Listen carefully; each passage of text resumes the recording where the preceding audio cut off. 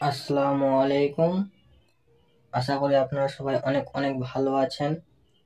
আমি অনেক দিন পর আবার টেকনিশিয়ান ভিডিও নিয়ে আপনাদের সামনে উপস্থিত হলাম। আপনাদের শুভকামনায় এবার আমি ভিডিও সম্পূর্ণ চালিয়ে যাওয়ার চেষ্টা করব।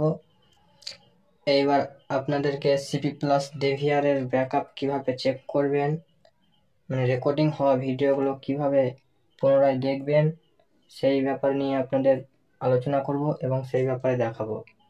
এটি আপনারা পুরো ভিডিওটি দেখবেন, তাহলে পরেই আপনারা বুঝতে পেরে যাবেন।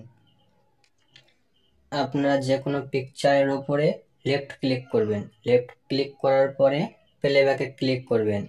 প্লেব্যাকে ক্লিক করার পরে আপনার ডেট সিলেক্ট করে নেবেন। এখানে আমি 4 তারিখ ডেট সিলেক্ট করে নিচ্ছি। 4 তারিখের ঘটনা যেহেতু আমি দেখব। ডেট সিলেক্ট করার পরে আবার প্লেব্যাক আসলে প্লেব্যাকে ক্লিক করে নেবেন, দিয়ে আবার 4 তারিখে ক্লিক করবেন। দেখুন 4 তারিখ হয়ে গিয়েছে।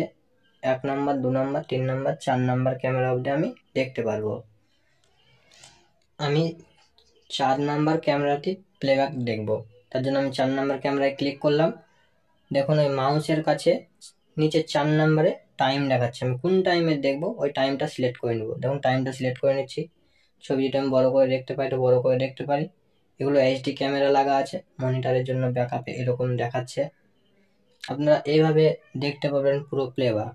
আপনি কোন টাইমে ঘটনা ঘটছে সেরকম আপনি সিলেক্ট করে নেবেন। সিলেক্ট করে নেওয়ার পরে আপনারা দেখতে পারবেন। আপনি যত নম্বর ক্যামেরা দেখবেন তত নম্বর ক্যামেরাটিকে সিলেক্ট করে নেবেন। ভিডিওটিকে ভালো লাগলে চ্যানেলটিকে সাবস্ক্রাইব করবেন। ভালো থাকবেন এবং সুস্থ থাকবেন।